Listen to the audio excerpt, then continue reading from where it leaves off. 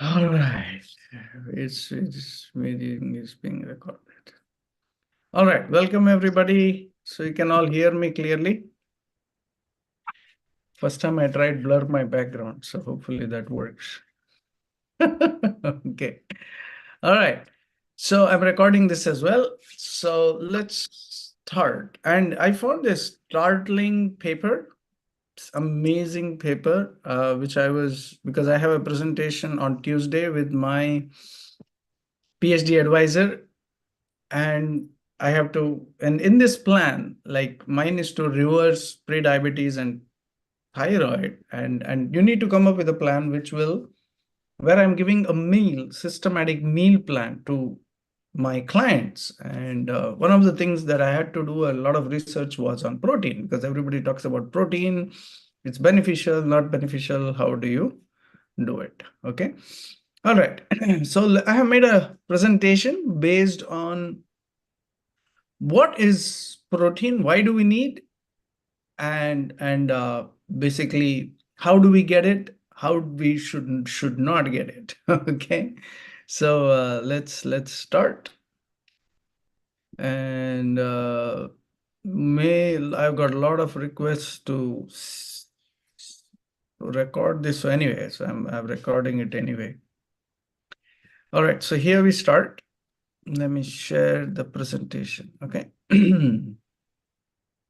Okay, so let's start. So protein in our diet. Okay, so what is protein? So protein, so we have muscles. So amino acids are the building blocks of our muscles. And they need protein. So whatever we eat, it's divided into three categories. So carbs, protein, and fat. Okay. Some are most are carbs, some are most are protein, some are most are fats. Okay. And you need a combination of all this that we will see as we go on. And proteins, they form your building block of your diet. So in our diet, as we grow older, I will explain why later on. As we grow older, we need essential proteins, essential fats, but there is nothing called essential carbs. Okay. So essential proteins. Papa, can you please give me a charger? So essential proteins are needed to rebuild, because every day our muscles need to be repaired. They need to be built and repaired.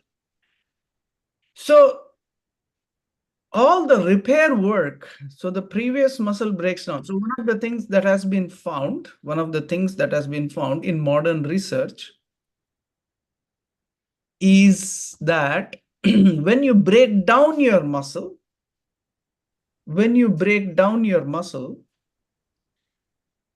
your sleep,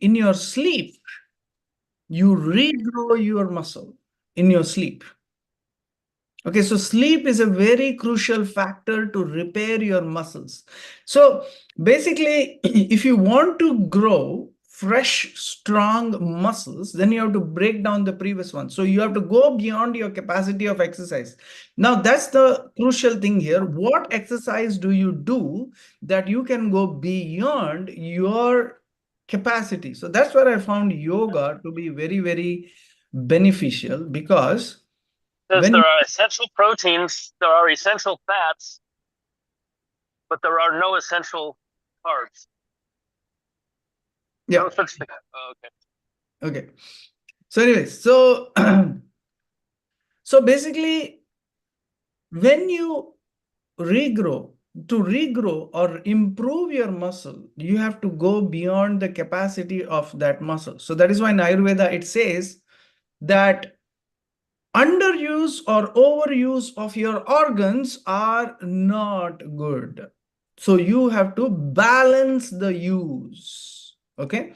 But you can go slightly over your regular capacity in such a way that it breaks down just enough because when you do a stretch which your body is not used to, gradually as you sleep, you wake up, your body creates insulin-like growth hormones and improves the muscle to match your growth, to match the improvement of the muscle.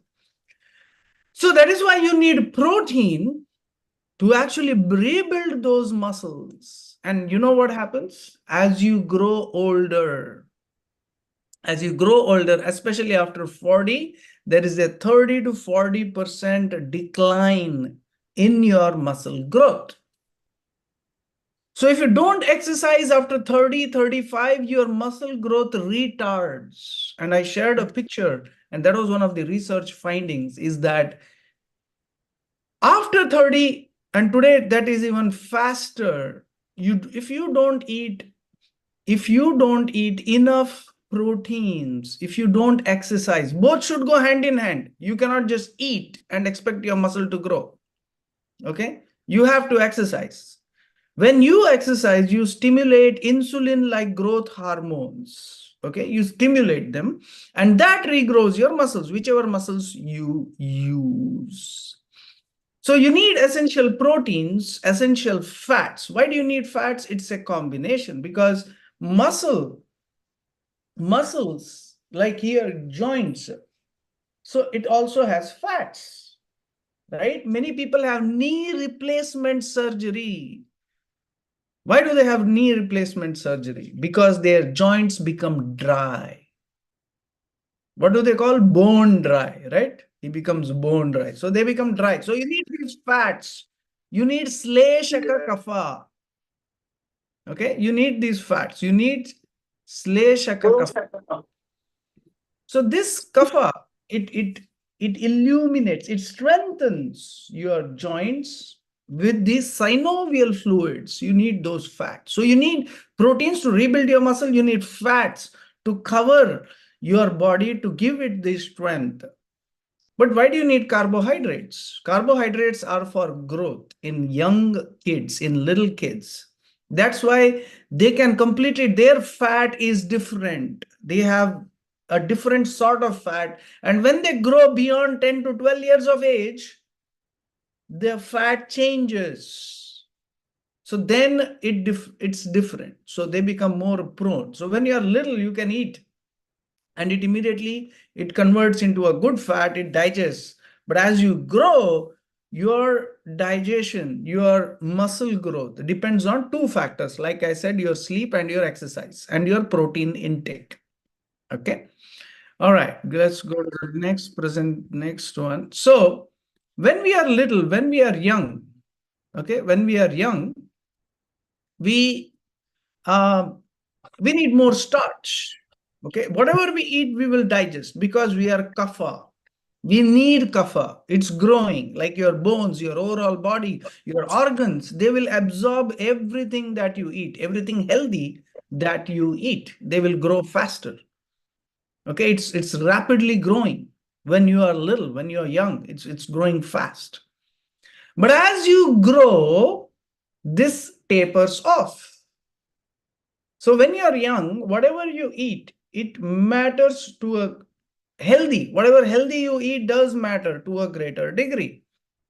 But after your body has grown, then what matters is how you maintain it.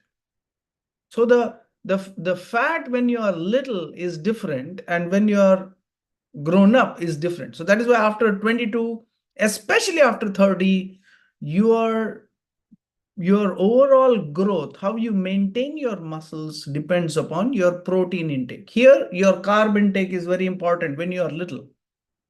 You cannot deny kids carbs. You need carbs, right? They need plenty of glucose. They are growing. They can absorb all of it. But after they grow up, that's when the question begins. You have to change your diet as you age. So most of us are here, are middle age. So we are in the pitta phase of life, in the middle phase of life, where you need to feed, maintain, and grow your muscles. Do you grow your muscles? So that's a big question. 3-4 years ago, I was literally bony. Like you could see my bones because of the diabetes and everything. But as I practiced every day, I would sleep, wake up, I would find good muscle. I would find strength. And I realized that, yes, it's all depends on your exercise and sleep. If you exercise well, don't sleep, then you become weaker, you become inflamed. So you need good exercise and good sleep to match that exercise. You need a balance. You cannot give up on sleep. Okay. All right. So next. So when you cross 22, as I was saying, you need more proteins and more fats to maintain. Now, what are these proteins? What are these fats? We will discuss. Body is not growing overall in length, but muscle needs growth and maintenance. So your body is not growing in length. So it's the only way it can grow is in width, right? You can be fat, but you're not going in length. So how do you do this? So muscle needs growth and maintain. So maintenance, first thing is maintain what you have. Okay, maintain the muscle that you have. Plus, as you grow, after 30, especially, your muscle growth becomes difficult until and unless you really work hard for it. That's crucial. How do you maintain your muscle growth after 30? So that's where you need to find a proper exercise. So you need a combination of yoga and vyayama. And vyayama means I posted the other day, exercise to digest your bad fats, digest your ama. Ama means, so we have like kafati, pittati, vatati, to digest your bad toxins from the body, right? You need to keep getting rid of the toxin. These are the two things. You need to digest, you need to throw out the toxin. So these both should be in balance. Okay. So now,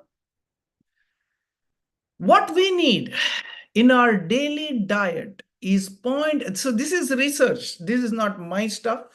This is research. Okay. So a research over many decades has proven that you need 0.8 grams of protein for 1 kg of body weight. Now, this protein is quality protein. Okay. Now, remember one thing, I'll present in the next slide also, that your body needs so much. So, for example, you are 70 kilos in weight. So, you need 68 grams of protein. Okay. Now, after you eat 70% of this protein, it gets absorbed in the body. But after this, the effect of it tapers out. So you cannot eat a lot. Now, remember, this is a very crucial point. You cannot eat a lot because, okay, let me eat only protein. Overeat, after a certain point, your digestion levels it off. You can't digest more than that. You can't break down more than that. So you have limited capacity to take protein, and it has to be quality. This is a crucial point. Okay, you cannot, you need so much protein. So let me say I will eat 180 grams. Okay, I just decide I will eat more. Will it help? No, because the thing is your body has a certain absorption capacity only. Now again, that depends on, again, this is for a person assuming he is doing normal activity. Suppose you exercise, then you need more. You exercise, you need more protein. Okay.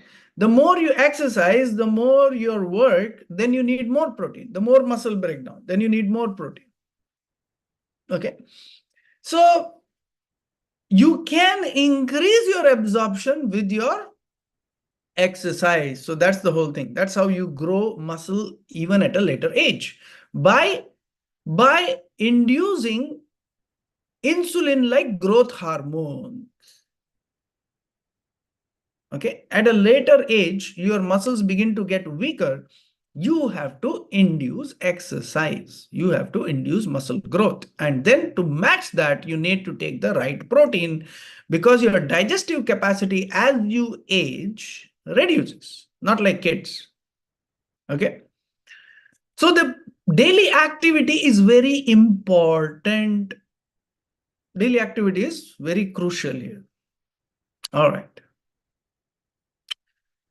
Now, if you look at the overall categorization of protein, in modern terms, they call it plant-based or meat-based. Okay. Now, this is not Ayurvedic category. Okay. Because in Ayurveda, vegetarian means vegetables, fruits, grains, and dairy. Right?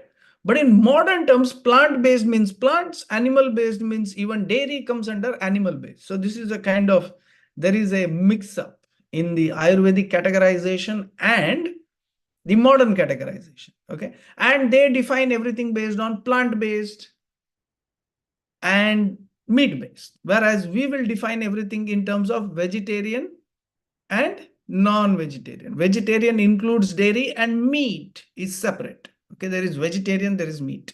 Okay, now this is very crucial.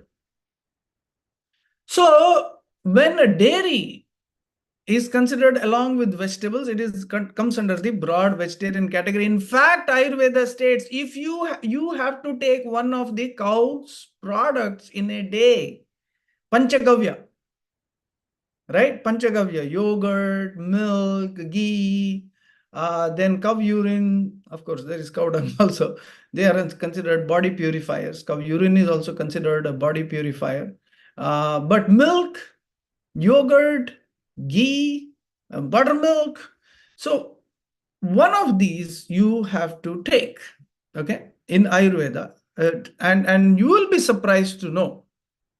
You will be surprised to know that in Ayurveda also meat eating is allowed, allowing meat is allowed or okay if you have severe muscle debility. So Ayurveda recognizes that meat is also a protein. Okay, it's very important protein. Of course, this is not a representative picture, but it's allowed. But it tells you to take them under extreme because Ayurveda categorizes them according to guna. So what is guna? Guna is the quality. So it also improves your intelligence. It also improves your muscles in a positive way. For example, meat is a med. I have seen some cases. I have discussed with several Ayurvedic physicians, and where there is muscle severe debility syndrome. So some individuals we see they have continuous their muscles. It degrades over a period of time, and I have seen some devotees also who have had this. And they don't take meat, but some when there are some compounds that are made with meat and they help in muscle growth. However, in Ayurveda, it says take the guna, take the higher quality of dairy rather than meat. So meat is also there. There is egg, there is meat in all these fish, egg, all these are protein. They are also good quality. But Ayurveda says you can get the same benefit using dairy. So you have to kind of mix and match and see the guna, the overall mental energy, so which is called ojas. So it says you can get better ojas when you do using Ayurveda, milk, all these things. Okay. Although it says that in extreme cases, when you really have a deficiency of protein, like somebody is really lean and his life depends on it, so then it allows that for therapy, you can definitely take, but overall the body increases pitta.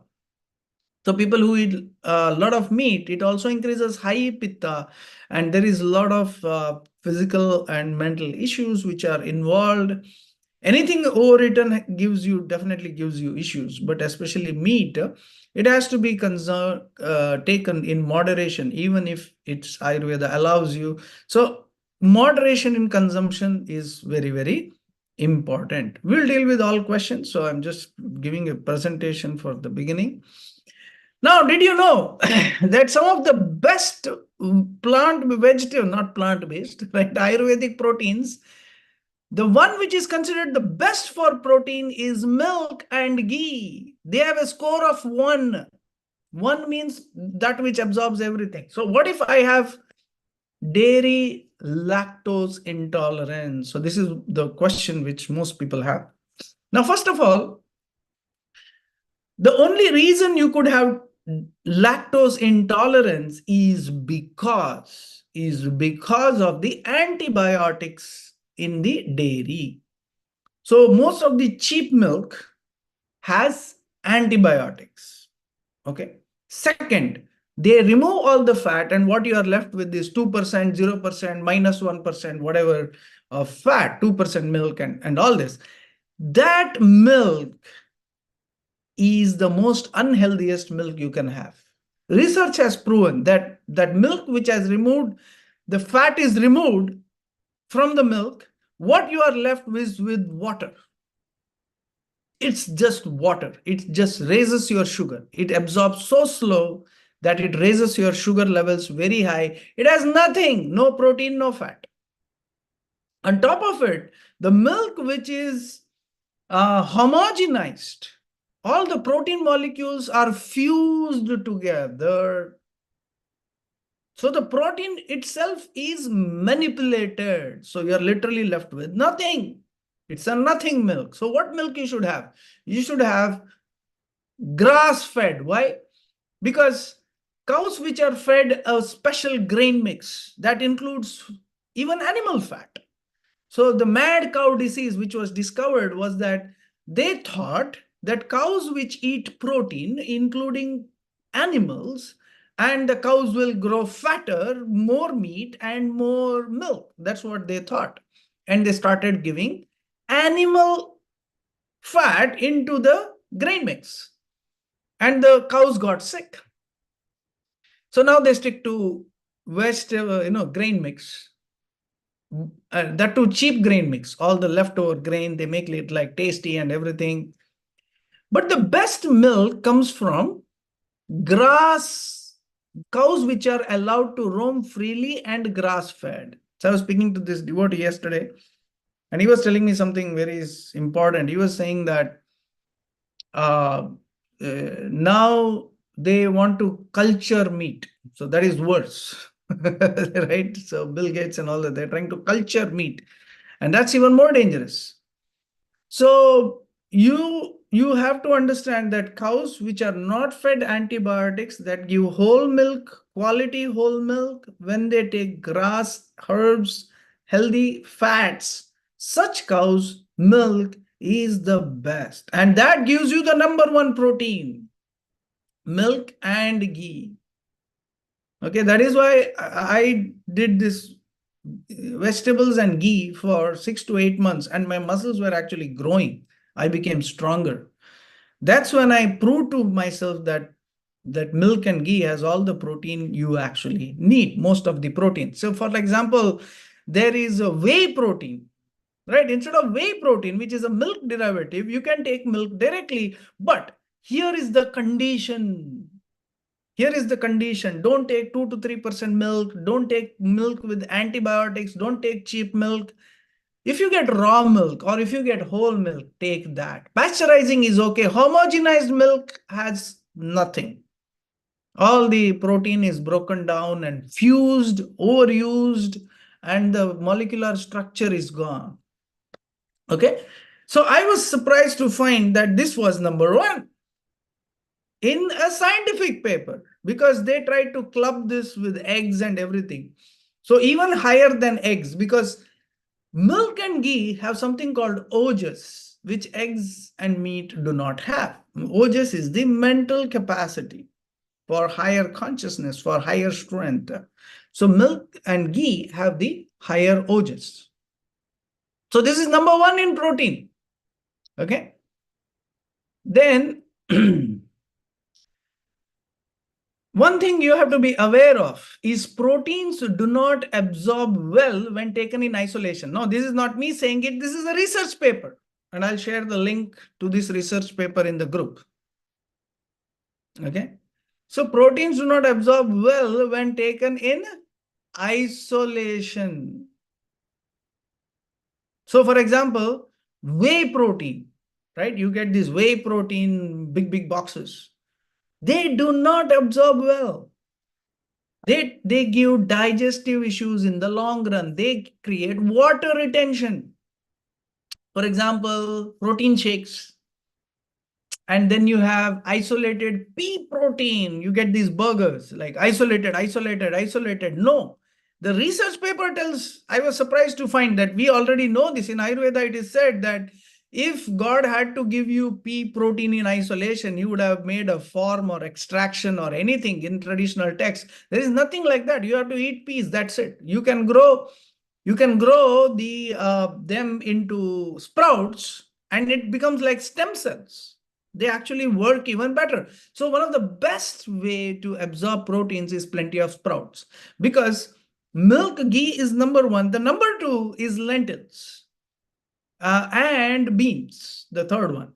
So lentils, like green gram, is the best protein. So you need to have mung dal, green gram in your 3 to 4 days in a week at least. And it also has sprouts. So the sprouts are one of the best way to regrow your muscle. So that's why but you cannot eat sprout raw.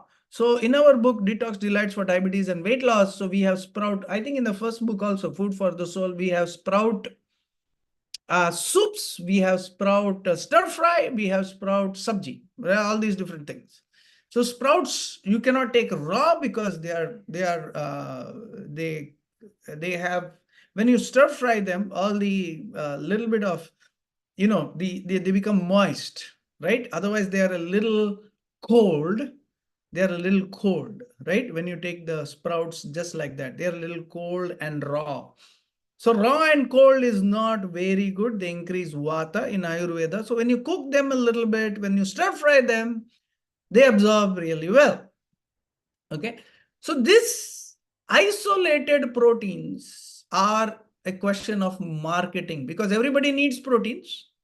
But how to take it naturally, they try to make it easy, but it's actually not a good form of protein when you take these shakes. Okay. The whole protein, instead of whey, take whole milk, take sprouts, best form of proteins. Now, about 30-35 grams of quality proteins readily absorbs in your body. Then the rest of it, depending on your exercise. So 30 is optimal for muscle protein synthesis. You need it every day. So 30 grams, first 30 grams, like boom, your body absorbs it. Beyond that is based on your exercise. So if you do not exercise, this is what will be absorbed minimum, but you need more. You need to do exercise in healthy adults. Okay, improve your exercise. Okay, it's very critical. So prefer whole proteins instead of isolates. Okay, isolates, see, just like we are supposed to have certain things, like even in the sprout, what do you isolate from the sprout? The sprout itself is tasty, right? When cooked well, when you add the right ingredients, right spices, you get the right result. Okay. So after you reach the 3/4, like you need 70 grams, for example, according to your body. After you reach 3/4, then the effect plateaus out. So then your activity. After you are 30, so suppose when you were young, if you ate well, if you built up your body well and you have a good body, your muscles still start to decrease. But those who are lean already, those who are weak in muscles already, the effect is even faster. So that is why of course, you should learn exercise when you are young, but after 30, you should exercise. And after 40, there is no way out. Because your muscles, they begin to decrease. So that is why it is said in Ayurveda, you reach your optimal health. Like it is said for those who want to have children, the final age, the optimal age is 48. Because after that, your body is literally withering out until and unless you do something. Right? You take ashwagandha, you take brahmi, all these herbs, and you exercise well. So the protein, the first protein that you take for the day should be optimum. Right? We cannot eat so much carb and mess up our digestion and then expect a good result later on. Okay. Now, this is, I'll share the link to this particular paper where all this is, they have collated after many years of research. Now, there are herbs which improve your muscle or protein. So they are like ashwagandha, brahmi, mukyuna. Okay, 3 herbs. So that is why when we make the ghee, we have the brahmi ghee, ashwagandha ghee. So brahmi induces nerve growth, a spurt of nerve growth. Ashwagandha improves your muscle growth. So when you combine these two along with mukyuna, the another herb is also shilajit, also helps to improve muscle growth, to improve protein. Now, it was found that those with higher glucose intake, so their overall protein content. So you have to have a balance. So when you are young, you take a lot of glucose, okay, a lot of sugar and everything. But after you cross 30, 35, your protein should be more. Your focus on protein should be more. So you can have plenty of beans, plenty of vegetables. It's not those canned beans, but fresh beans, fresh sprouts, ghee in your diet, and less of rice. And although wheat was one of the most nutritious protein, by the way, you will find in Ayurveda, Goduma, wheat. Other day I was in an Ayurvedic, another group, and they were sharing that how wheat is so beneficial and how it helps you in growth. And we find also in in our songs also how so many preparations are made out of wheat, but that wheat is gone today, mostly. Okay, so that is why mostly wheat that you see today is highly toxic. And although it was beneficial, even rice was a lot of protein. The only one which is really good is the raw red rice, black rice, wild rice. Okay, otherwise mostly they have been reduced to glucose. Okay, so prefer whole grains, prefer whole milk, prefer ghee, of course, it's a full meal only. And you will see a difference. Spend at least 24 minutes in exercise every day to absorb the protein, to retard or reduce the muscle reduction. Because after 40, your muscle reduces. So that's why by the time people are 50, 55, their muscles begin to become loose. Okay. It's only a lack of exercise. It's a lack of yoga. But if you see yogis, of course, it does wrinkle and everything, but at least the strength, your ojas level, that can be maintained. All right. So I will stop here. I hope you have plenty of questions. So I hope to hear some questions, and the answers will take us the rest of the seminar. All right. So I hope this was beneficial. Let's go ahead. So anybody has any comments, questions? Let's start. I have a question, Prabhuji. Yes, go ahead. I live in Florida, and in Florida, it's very hard to find raw milk. Where do you recommend one go for that? California? Okay, I'm just joking. I'm just joking. But in general, I have seen this even in Canada when I went. When I went 3 months ago to Canada for like 3 weeks for a yoga tour, I was surprised that there was the best milk we could find was 3%. 95% fat is gone. That was the best milk you could find other than some. So that's pretty concerning because I was planning to move to Florida.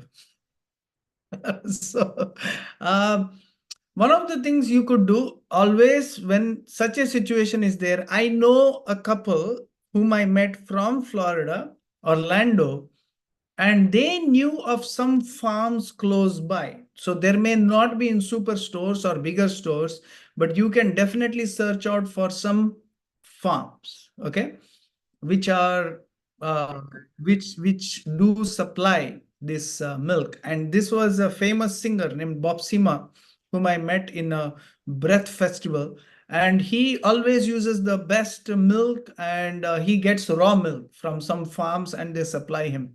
I guess that's the only way you will get it there in Florida.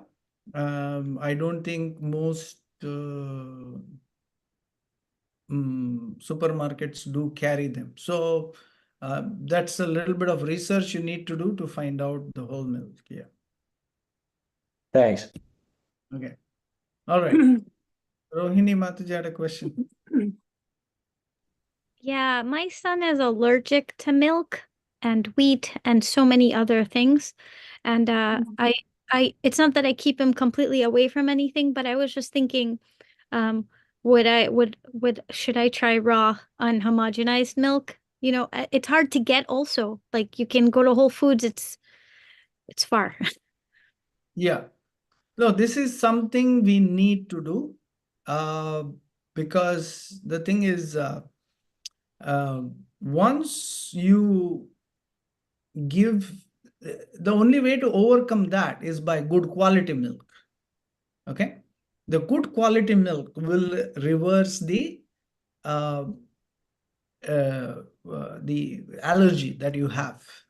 Allergy is not because of the milk, but because of the quality of the milk. It's because there is no fat, there is no, and it's full of hormones, it's full of, bad bacteria. So bad bacteria is what causes the allergy. Okay. Everything that you eat has good and bad bacteria. When the food goes stale, the bad bacteria grows. When the food is fresh, the good bacteria grows. So basically with the antibiotics, with all this, they grow bad bacteria. Okay. So they grow bad bacteria, and this bad bacteria is what causes the allergy. Okay. So if you get good quality, it will definitely reverse it. And we were very lucky in Vegas. I mean, Vegas, first thing I found, like compared to West Virginia from New Vrindavan, when I came here, I found fresh jackfruit. Fresh, everything fresh. I was surprised that you get everything in Chinese stores, okra, everything, literally. And the milk that we got was from Strauss Company, and our even the cultured butter, cultured cream that we get is also from the Strauss Company, and it's such high quality. And when I did it, my diabetes got better. It completely reversed, and I could really build up energy. All right, we'll go in order. We have 3-4 questions here. Victoria, Prema Gaurangi Mataji, and then Namras Prabhu. Yes, Victoria, yes. Hi. So I have had an allergy to dairy since my 20s at least, where I would swell up my face, my lips, my eyelids, even when I've had really good quality milk. So I'm so willing to try some more. And here in Western Massachusetts, we have good quality milk farms and things too, which is really nice, and different meats and things. But I'm mostly just doing the ghee and the vegetables right now, and I'm wondering how much ghee should I be doing? Since I can't eat much dairy, or maybe I could try to eat some, because we also have food co-ops here that have several different options actually. So I'm wondering, I was feeling like maybe I was adding way too much ghee to stir fry my vegetables in, and then after to add some more like the ashwagandha ghee. So yeah, how much ghee do you think I should be doing? See, ghee is both protein and fat. Okay. So I take at least 10 to 12 spoons a day, my personal consumption, because I practice yoga 1.5 hours. But those who are taking our ghee like 8 to 10 spoons, their good cholesterol is improving, their strength levels are improving. So 10 to 12 spoons is 8 to 10 is ideal, I would say 10. Okay. If you're practicing yoga, you can go up to 12. All right. Okay. Yeah. Second thing is some of these allergies are also due to vaccines, due to mercury. And I experienced this with our daughter. Once we did the Virechana cleanse, her allergy has reduced by 90%. So one more and it's gone 100%. So you're taking plenty of ghee. Once the Virechana, once the cleansing of the intestines are done, the good bacteria starts to grow and these allergies will reverse. Okay. Oh, great. Well, I think I'm doing too much ghee then, because in the morning I start off with like 5 teaspoons. Are you saying 10 to 12 tablespoons a day? Let's say teaspoons. So you're taking 5 spoons of which one? Brahmi, morning? 5 or 6 of the panchakola, Panchakola. Panchakola, that's cleansing. No, you will need that because to reverse your these allergies that you have. Okay. Panchakolam 5 or 6, it's a detox. It's very important for your case.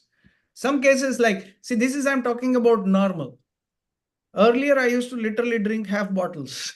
I was diabetic to reverse it, to come to this point. But once you come to this point, 12 spoons is good. But in your case, you need to cleanse it out. So that's a good amount.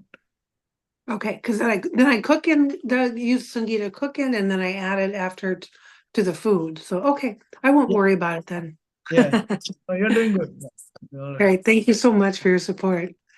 All right, Prema Gaurangi Mataji. Hare Krishna Prabhu. Thank you for the nice presentation. Actually, my question was similar to what Victoria just mentioned.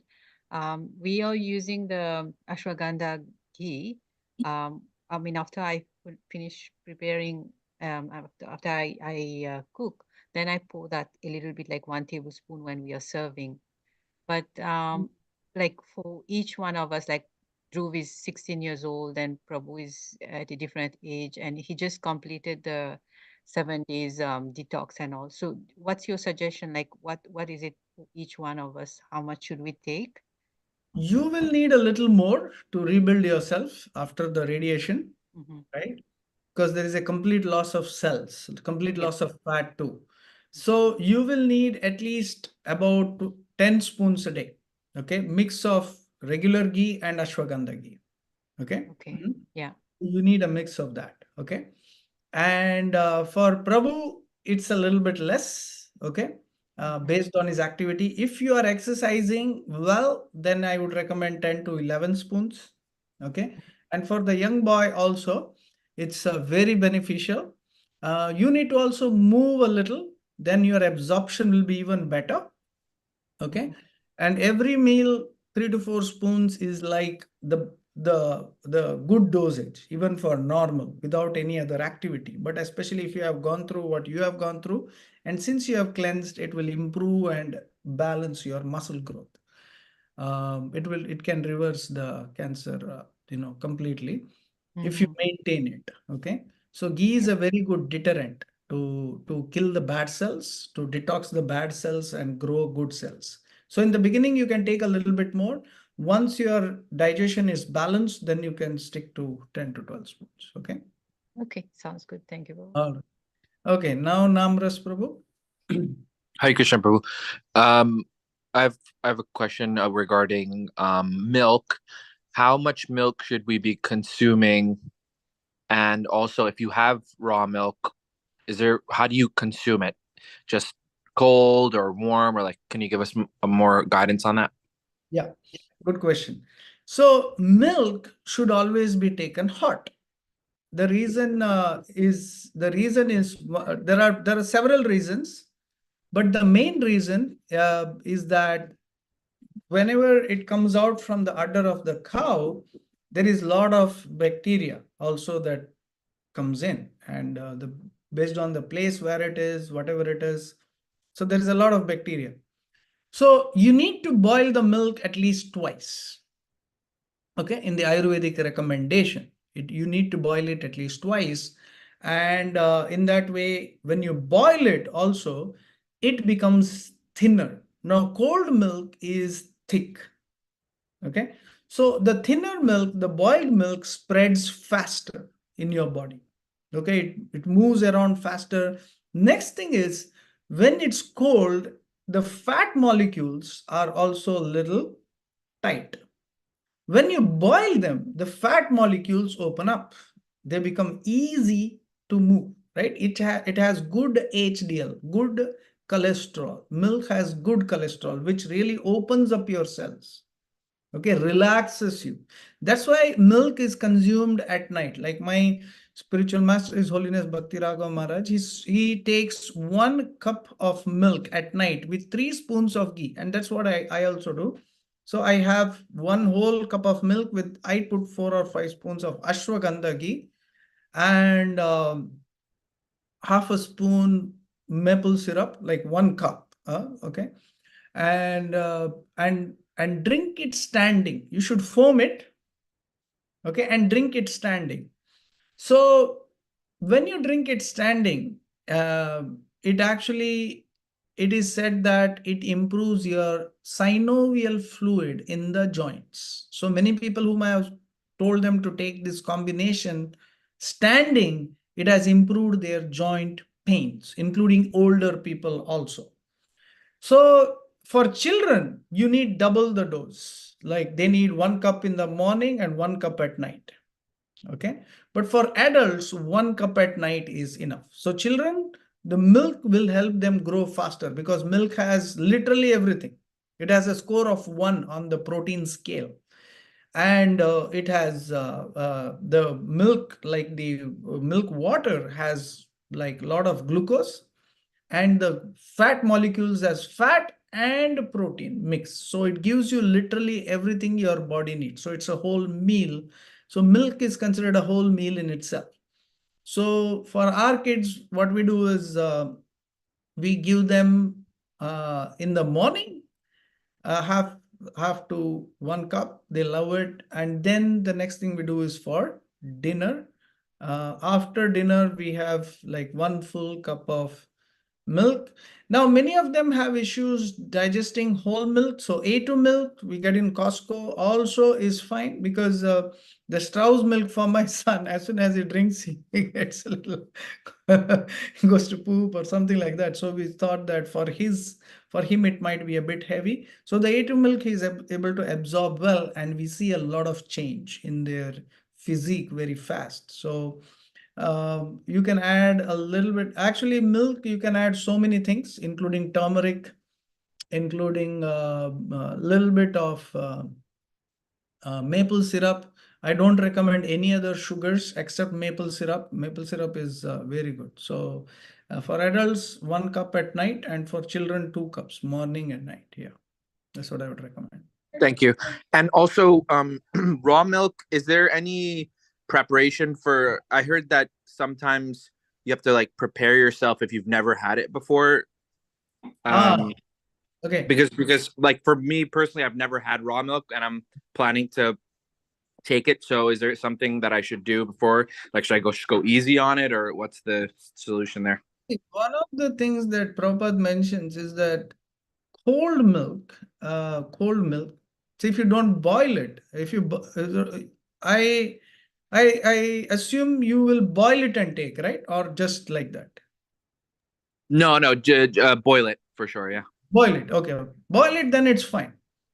You have to pasteurize it. So take it above 100 degrees. That's fine. If you are boiling, when you said raw, I thought take it without boiling. So if you're boiling it, that's fine. So boiling, and you can add some ghee as well. Some people even add those who have difficulty with digesting milk, some people even add ginger powder.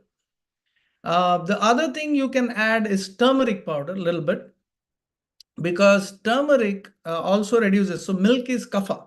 right? It builds up mucus as well. So cold milk builds up a lot of mucus. But milk, even if it's hot boiled, it can increase mucus. So turmeric, a little bit of ginger powder, but mostly a couple of spoons of ghee is very good. Okay, so those are the things. And I would say mix it well, like how they froth, right? You can froth it very Right. well. And then that is very good. Drink it standing slowly. Milk should not be drunk very fast because you need to get enough saliva with each sip, and the saliva should mix it well, and then you have to take. If you drink it very fast, then it is said it comes out fast as urine. If you want it to get absorbed, drink it slowly, hot, standing, and it'll actually absorb when you take it nicely. Yeah. Yeah, just to clarify, I meant raw milk because there's a farm that sells unhomogenized, unpasteurized milk. So they call that raw milk. Yeah. Right. But you have to pasteurize it Yeah. for other reasons. But yeah, that's the best thing you can ever get because the Strauss milk is good, but again, it's already pasteurized. So it's one sense it's easy. We just heat it, but raw milk you have to pasteurize. You have to boil it. So it's good. You're lucky in that sense. Okay. Thank you. All right. Yeah, we need to pasteurize. Pasteurize, Max's question. Pasteurize means heat it for at least 15-20 minutes, kind of boil it, then let it go down and then boil it again. So twice boiled. Okay. So the whole thing is you have to kill the bacteria or bad bacteria. And milk, like I said, when it boils, it serves two purposes. One, the bacteria is gone. Second is it absorbs well. Okay. That's the reason I said. All right, Victoria has a question. You're muted, I guess. No? Okay. No. Okay, no question. Okay. Any other last thoughts, questions? I have one more question, Prabhuji. Yes. What's the thought on alternative milks like almond milk or seed milk? Okay. That's a good question. As you can see, when real milk is not available, they came up with this, but these are not, you won't get the same Ojas Shakti. Okay. So in Ayurveda, every food that whatever you eat, whatever potential it has, it will become that. Okay. You are what you digest, not you are just what you eat. You are what you can digest. Okay. So almonds definitely are beneficial, but only if you make the milk. Okay, almond milk is good for our kids. Once in 3-4 days, we have that nut milk maker. So we make almond milk. And it's good. You need almond because you need vitamin D. Okay, vitamin D, one of the sources. The most important vitamin D source for vegetarians is milk, ghee, and almonds, right? And sunlight, of course. So those are important. Now, if you take that in your if you buy that thing and make your own milk, that's fine. What they do with the almond milk is add something to make it thick and add so much sugar. By the time, like yogurt, like raw yogurt is good. It has a lot of cultures. Moment you add sugar, that's it. It becomes acidic.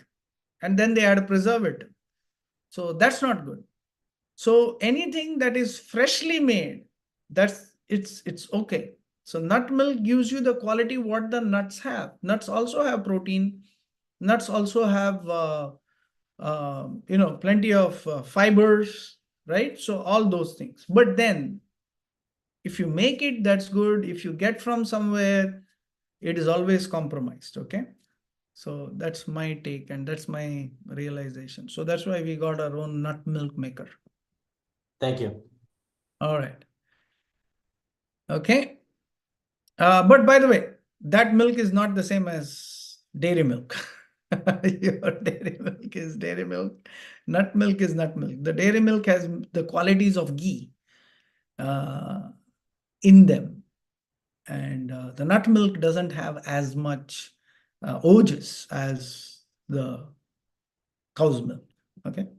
Goat milk is there, but again, it doesn't have as much. It's easy to Goat milk it's easier to digest compared to cow milk, but it doesn't have as much energy or ojas as cow milk. Okay. All right.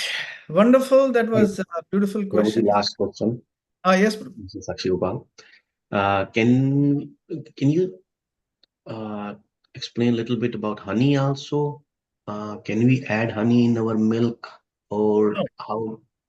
No. No. Honey should not be added to anything hot. Okay, honey should be taken cold. The reason when I was little, when I used to take those Ayurvedic powders, we used to mix that powder with honey and take it because honey spreads everything quickly. Honey improves pitta, honey improves digestion. That's if you don't have sugar problems, then honey is okay. Honey, when put into anything hot, becomes poison. So many people boil some tea and put honey. I was surprised. In Ayurveda, that it builds up toxins in your body. For weight loss, for example, some people I see they put lemon, which is good, and then you add raw honey, raw lemon. That is fine. Okay, but honey into anything hot is not good. You can take honey like that. The best way to take honey is when you have fruits in the morning. So when you have fruits in the morning, you put honey on it and take it. It reduces the mucus because sometimes you eat a banana or some fruit, it can cause mucus. So when you add honey, it's like really, it fights it out. It reduces the kapha. It is anti-kapha and it improves your overall, it spreads very quick. Tikshna. It opens up your cells. So any kind of medicine or any kind of Ayurvedic powders that you take, you can actually take them with honey, right? So even Brahmi or Amla or other things, you can mix the powders with the honey and you can take it. It's very beneficial. Okay. Thank you. All right. So, wow, that was wonderful. I'm very happy I was preparing because there's so much about protein.